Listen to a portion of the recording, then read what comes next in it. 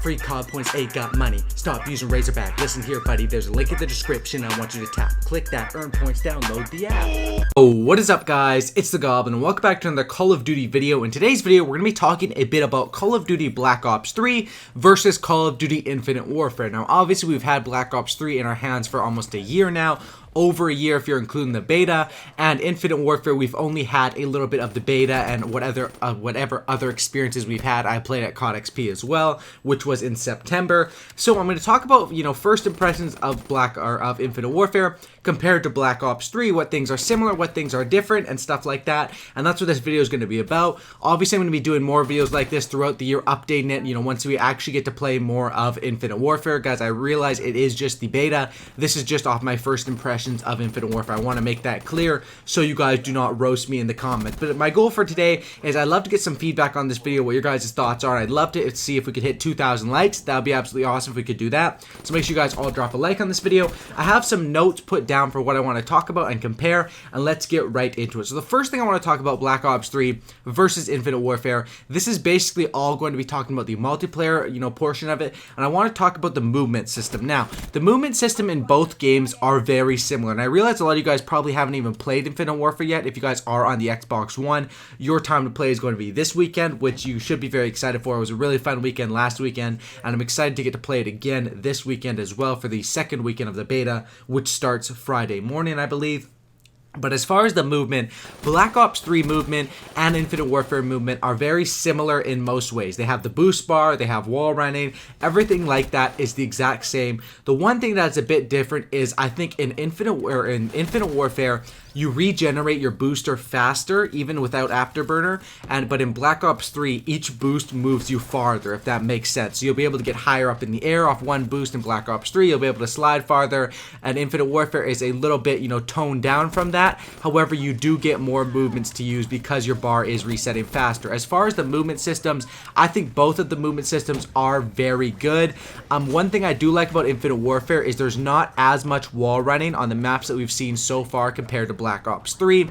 I'm not a fan of the wall running. I am a fan of the sliding and the little double jumps. I don't really mind that much. A lot of people hate anything that's not boots on the ground.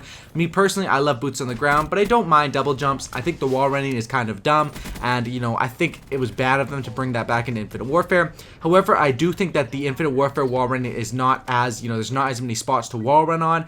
But one thing that is a big difference, and that was getting me killed a lot and getting me a lot of kills in the beta, is on Infinite Warfare, when you jump off a wall with your boost, you jump off the wall so fast, it's absolutely crazy. It's like your boots have springs in them when you jump off a wall, and that can make it really hard to shoot people, especially because Infinite Warfare has a little bit less auto aim compared to Black Ops 3.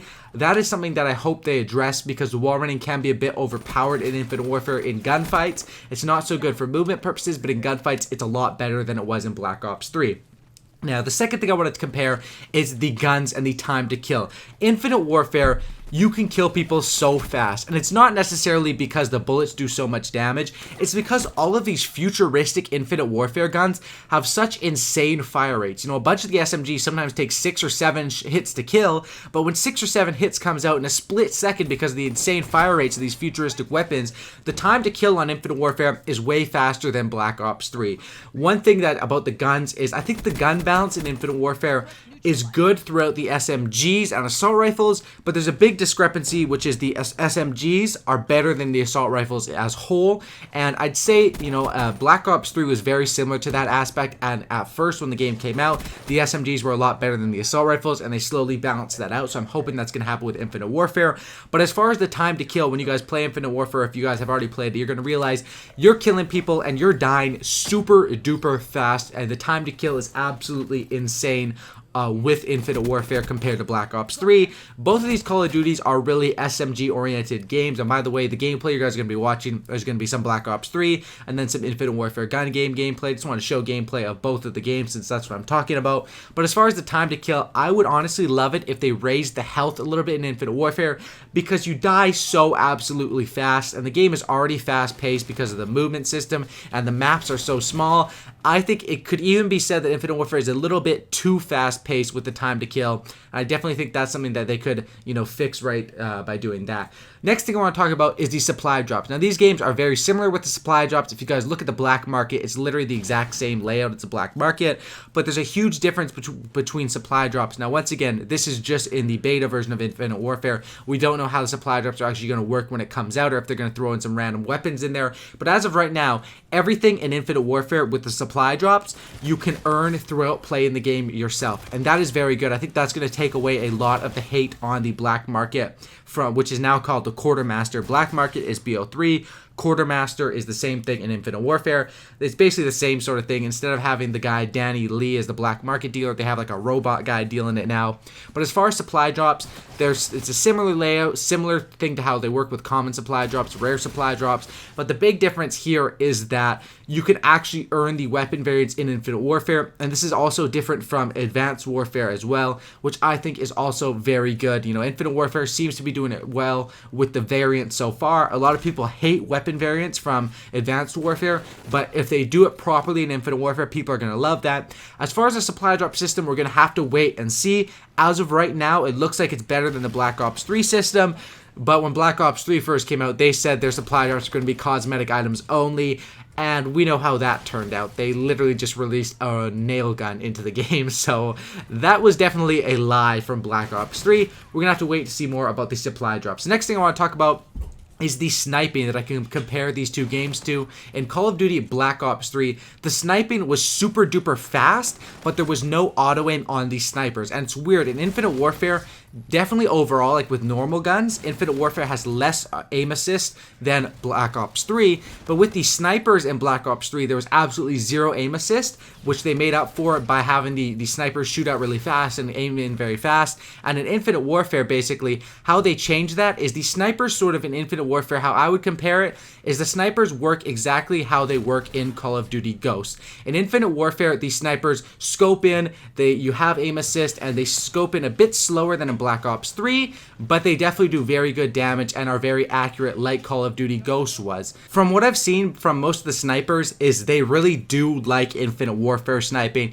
Me personally, I've tried out as well. I did like sniping in Ghosts, and I do like in Infinite Warfare. There's one thing that's really weird about Infinite Warfare sniping, which is when you scope in and then you scope out, you actually can't see the mini-map for a split second, which is very, very annoying for people that like to quick scope and stuff like that, or pretty much anyone who likes to snipe. I'm hoping that will be fixed. I'm guessing that was put in on purpose as sort of a nerf to the sniper, since they're pretty powerful in Infinite Warfare, but who knows, hopefully that will be fixed. The next thing that I can compare in Black Ops 3 is the nuclear in Black Ops 3. They didn't have, Treyarch has never had like a bomb that blows up, like a Moab or a nuke or a chem strike or a DNA bomb, and basically how it works in Infinite Warfare is it works the exact same to Advanced Warfare. You have your nuke, which you can only get with the nuke variants, but that's basically the DNA bomb, and then you also have your vicious metal, which is like a nuclear, which is called the Juggernaut metal in Infinite Warfare. So it kind of sucks that the traditional, I wish they called the traditional, metal the nuclear, because that is a lot more fun to get. A Juggernaut metal is just 30 kills with your gun and with your kill streaks, while a nuclear is 30 kills with your gun only. But now they do have that special nuke variant, so I think the nuke system in this game is pretty good. It kind of sucks that they only have the nuke variant for one gun out of each class. If you want to nuke with an SMG, you can only use the FHR. If you want to nuke with an assault rifle, you can only use the NV4, and that's something that really needs to be worked on in Advanced Warfare, or in Infinite Warfare, excuse me. I don't know why I said Advanced Warfare. And the last thing I want to compare is the creative class loadouts, because everyone knows my channel, I do a lot of class setups and stuff like that. As far as the creative class, the attachments, pretty much everything is copied from Black Ops 3, which is kind of weird.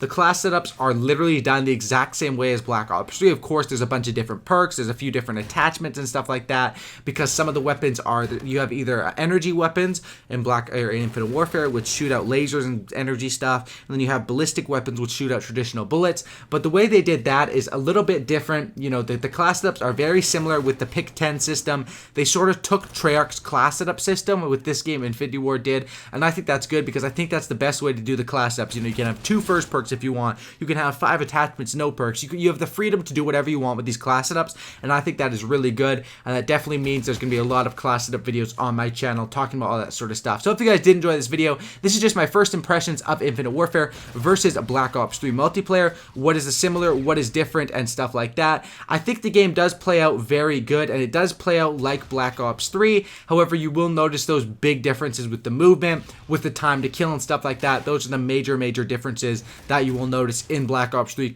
or in Infinite Warfare compared to Black Ops 3. Now, as far as the game, the movement system, a lot of the stuff from this game, Infinite Warfare, was definitely stolen from or inspired by at least Black Ops 3, and that's why I'm going to be making more videos comparing the two games, talking about what's changed, what's similar. That's definitely a big topic because I know everyone on this channel loves Black Ops 3. I personally love Black Ops 3. I think it was a genius game, one of the best games, and I wish they did Modern Warfare 4. I mean, after the success of, the sequel Black Ops 2, then Black Ops 3, they would go from Modern Warfare 3 to Modern Warfare 4, especially after their last game, Infinity Ward's last game, Ghost, didn't do too well. You think they would do that, but who knows? Anyway, I hope Infinite Warfare is going to be a good game. That's my first impressions and my comparison. Thanks for watching, guys. Drop a like on this thing. Let's go for 2,000 likes. I would absolutely love if we could hit that. Subscribe for Cookie and Licky, and I'm out. Peace.